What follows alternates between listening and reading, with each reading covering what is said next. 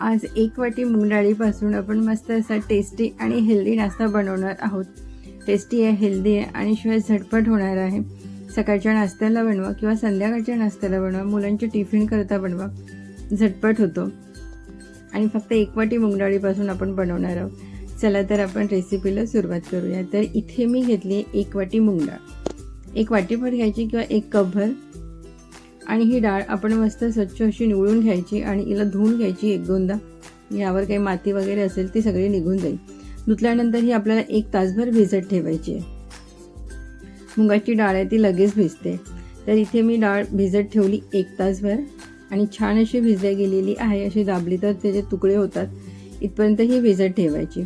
तुम्ही सालीची मूग डाळ सुद्धा घेऊ शकता, ती असेल तर तुम्ही ती पण वापरू शकता किंवा अख्खी मूग असेल ती सुद्धा तुम्ही वापरू शकता। तर आता या डाळीतलं पाणी आपल्याला फेकून द्यायचं आहे। डाळीतलं पाणी काढल्यानंतर ही डाळ आपल्याला वाटून घ्यायची आहे। तर यातली अर्धी डाळ आधी आपण वाटून घेऊया।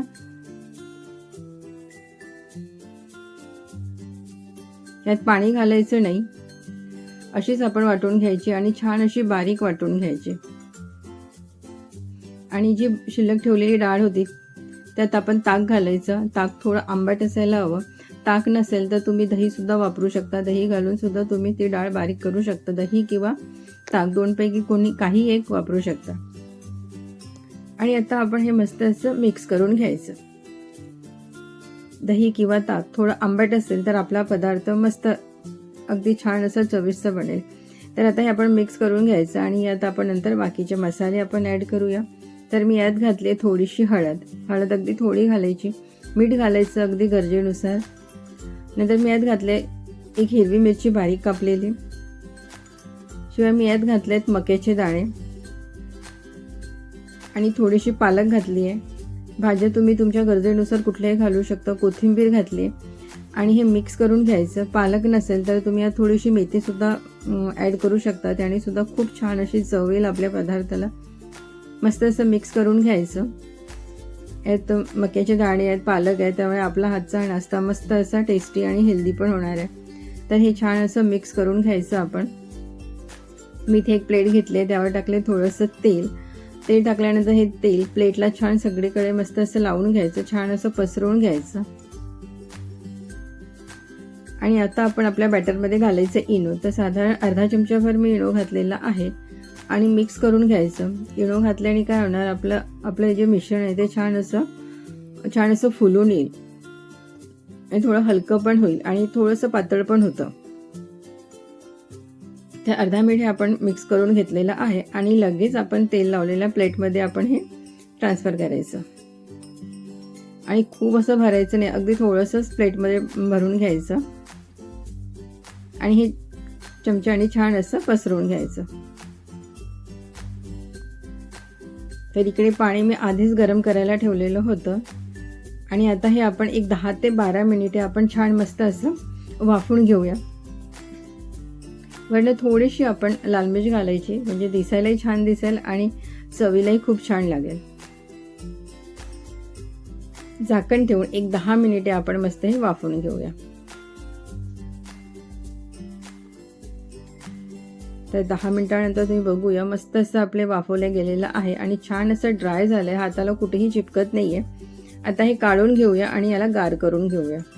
आणि आता आपण एक तडका करूया। तर पॅनमध्ये मी तेल गरम केलं आहे, त्यात घालायचे राई आणि जिरा। राई जिरा छान असं तळतळू द्यायचं। मग त्यात घालायची तीळ, पांढरी तीळ सुद्धा छान अशी फुलू द्यायची आपण। आणि नंतर आपण त्यात घालायचे हिरव्या मिरच्या। तर साधारण 2 हिरव्या मिरच्या मी घेतलेल्या आहेत।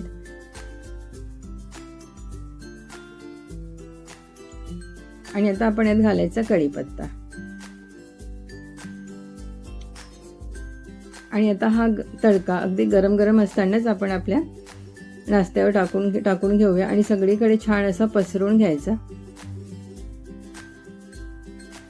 आणि एवढ्या बॅटरमध्ये साधारण 2 प्लेटभर नाश्ता तयार झालेला आहे। त्या तडका आपला मस्त असा पसरवून घेऊया आपण आणि नंतर आपण त्यावर घालायची कोथिंबीर। आणि आता आपण हे कट करून घेऊया। तर आता पीसेस तुम्ही तुमच्या गरजेनुसार कसेही करू शकता, छोटे मोठे।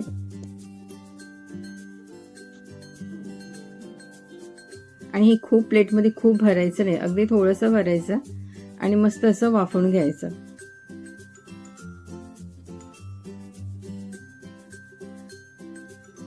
चवीला अगदी अप्रतिम आहे, टेस्टी आहे आणि हेल्दी पण आहे. तर इथे मी मस्त असं कट करून घेतलेलं आहे आणि आता मी तुम्हाला यातले पीस काढून दाखवते.